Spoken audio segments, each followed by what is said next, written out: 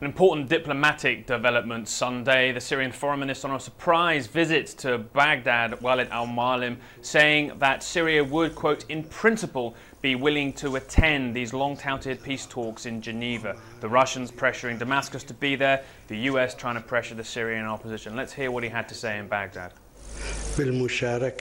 I informed the Iraqi Prime Minister of Syria's decision that the government agreed in principle to send an official delegation to the Geneva Peace Conference that will take place in June.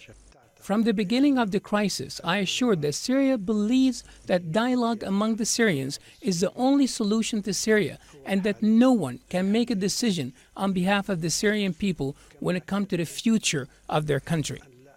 Now, of course, the big outstanding question here is the Syrian opposition going to attend itself?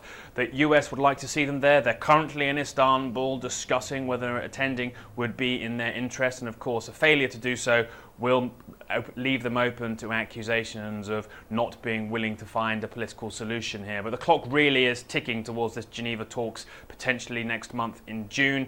Many concern the US will, if it doesn't see an open political transition here, be left with little choice but to bolster its assistance towards Syrian rebels. So the clock's certainly ticking on that. But tensions definitely rising across the region, more specifically in the early hours of this morning here in Beirut, Lebanon. 2 rockets exploding in a Lebanese Beiruti neighborhood called Dahia, a Hezbollah stronghold, injuring 3 to 4 people in the very early hours of the morning, and not a particularly populated place. But that caused panic across the capital for one key reason. Many were concerned this was a response to a speech we heard last night from Sheikh Hassan Nasrallah, the head of Hezbollah. He was very clear for the first time that Hezbollah is now fighting alongside the Syrian regime inside Syria and will continue that fight. I should read a couple of quotes to show quite how emphatic he was, referring to how this was a completely new phase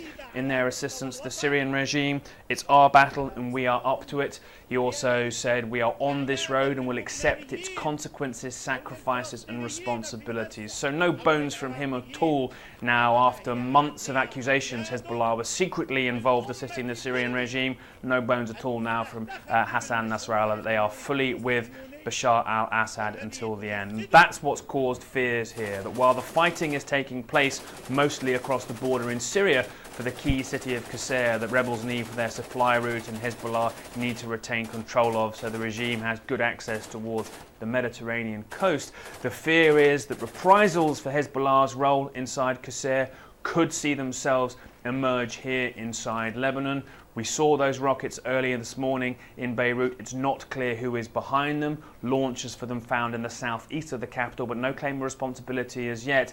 And real fears, I should quote the caretaker Prime Minister Najib Mikati, saying that this aims to create security chaos and cause certain reactions. Worried of a further response perhaps from Hezbollah loyal militants or, as I say, potential further attacks from those supporting Syrian rebels here inside Lebanon. Real fears as this week drags on and begins again that we're seeing a further widening of the Syrian civil war into a wider regional conflict.